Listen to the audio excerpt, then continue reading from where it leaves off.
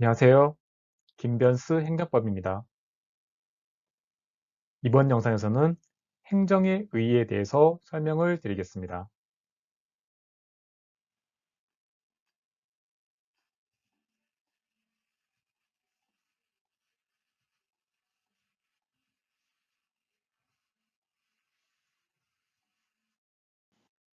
행정법을 조금 더 효과적으로 공부하고 싶으신 분들은 제가 쓴 교재인 이토록 친절한 행정법을 활용하시길 바랍니다.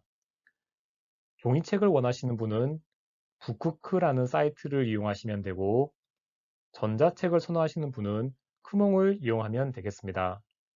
교재에 대한 보다 상세한 설명은 동영상 아래 설명란의 링크를 참고하시길 바랍니다. 행정법은 당연하게도 행정에 관한 법입니다. 그러니 행정이 뭔지를 알아야 되는데요. 행정에 관한 사전적 의미는 이렇습니다. 법 아래에서 법의 규제를 받으면서 국가 목적 또는 공익을 실현하기 위하여 행하는 능동적이고 적극적인 국가작용. 어렵게 서술되어 있지만 여러분께서 행정이란 말을 들을 때 떠오르는 그런 느낌이나 이미지가 있을 텐데 그게 바로 행정이라고 생각하시면 되겠습니다. 그래도 행정의 의미가 정확하게 와닿지 않으면 다른 국가작용인 입법이나 사법과 비교를 해보면 됩니다. 국가작용은 형식적 관점에서 접근할 수도 있고 실질적인 관점에서도 접근할 수 있습니다. 먼저 형식적 관점에서 구분을 해보면 작용 주체, 즉 작용을 하는 기관을 기준으로 한 겁니다. 입법부가 하는 건 입법, 사법부인 법원이 하는 건 사법, 행정부인 정부가 하는 걸 행정으로 보는 겁니다. 이렇게 형식적 관점에서 구분할 수도 있지만 실질적 관점에서도 구분을 할 수 있습니다. 실질적 관점은 작용의 특성을 기준으로 하는 것입니다.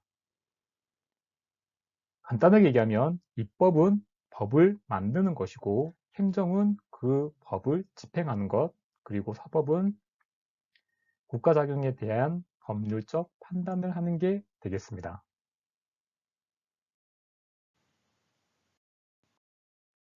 입법, 사법, 행정을 구분하는 게 시험에 종종 출제됩니다.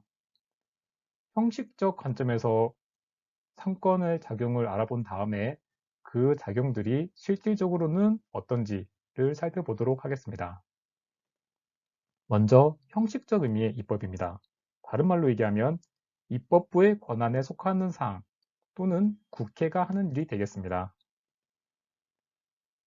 실질적 의미의 입법은 법률을 제정하는 일입니다. 그게 바로 국회가 하는 일이죠. 입법부인 국회도 행정작용을 하기도 합니다. 그 대표적인 것이 국회 사무총장이 소속 직원을 임명하는 일이죠. 직원 임명이 법을 만드는 일은 아니기 때문에 실질적으로는 입법이 아니고 행정작용이라고 보는 겁니다. 두 번째로 형식적 의미의 행정, 행정부의 권한에 속하는 사항을 보겠습니다. 실질적 의미의 행정은 공익 목적을 실현하기 위해서 행정 주체가 하는 적극적 미래지향적 활동을 말합니다. 예를 들면 건축 허가나 조세 부과 처분, 운전면허 처분, 행정 대집행 이런 것들이 모두 실질적 의미의 행정인 것이죠. 그런데 행정부도 입법 작용을 하기도 합니다. 행정입법이 대표적인 예인데요. 대통령령이나 총리령, 부령 이런 각종의 법규 명령을 제정하거나 개정하는 일, 이런 건 법을 만드는 일의 일종이기 때문에 실질적으로 보면 입법작용이라고 볼 수 있겠죠. 행정부는 실질적으로는 사법적인 역할을 하기도 합니다. 예를 들면 행정심판의 재결이 있습니다. 재결이라는 건 나중에 설명을 드리겠지만 행정부가 행하는 재판작용이라고 보시면 되겠습니다. 홍고처분도 사법적인 특성을 가지고 있습니다. 홍고처분이라는 건 일반적인 형사소송 절차를 하기에 앞서 범법자에게 범칙금을 내게 하는 겁니다. 예를 들면 도로교통법을 위반했을 때 내는 범칙금이 대표적인 통고처분이 되겠죠. 이런 것들도 일종의 사법작용이라고 볼 수 있지만 형식적으로는 행정부가 하는 행정이 되겠습니다. 마지막으로 형식적 의미의 사법, 다른 말로는 사법부의 권한에 속하는 사항을 보겠습니다. 실질적 의미의 사법이라는 것은 사법부의 고유한 역할인 재판을 말합니다. 하지만 사법부도 입법 작용을 하는데요. 예를 들면 대법원 규칙을 만드는 일, 이게 실질적 의미의 입법이 되겠습니다. 사법부도 행정작용도 합니다. 예를 들면 대법원이 소속 공무원을 임명한다든지 법관을 임명한다든지 등기사무를 한다든지 이런 것들은 행정작용의 성격을 가지고 있는 것이죠.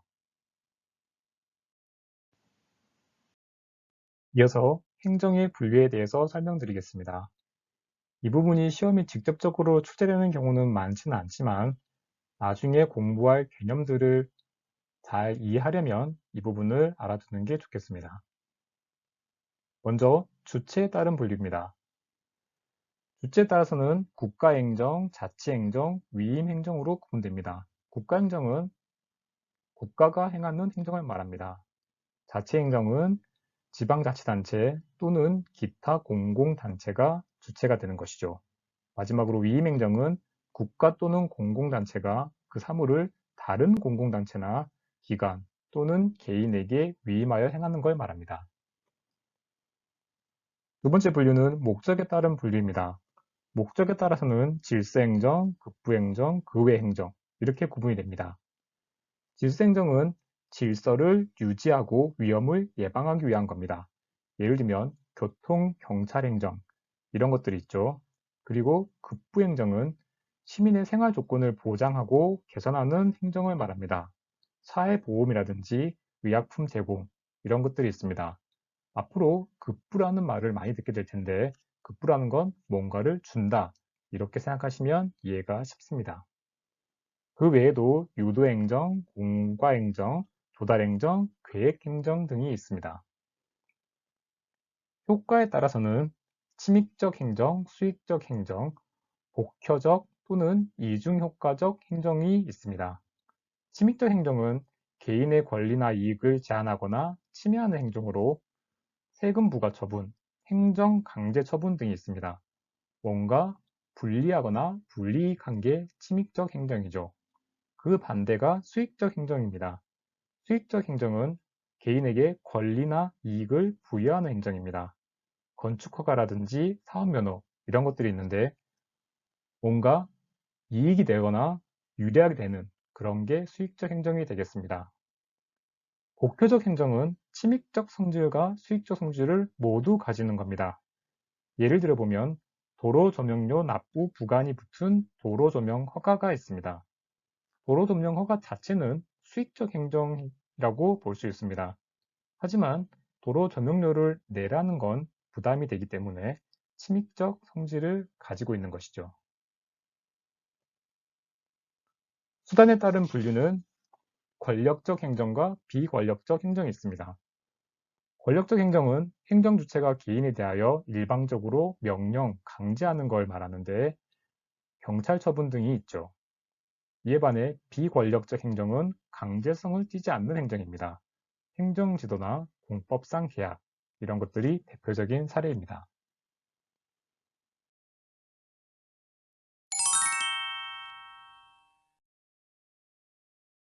요약 및 정리를 해보겠습니다.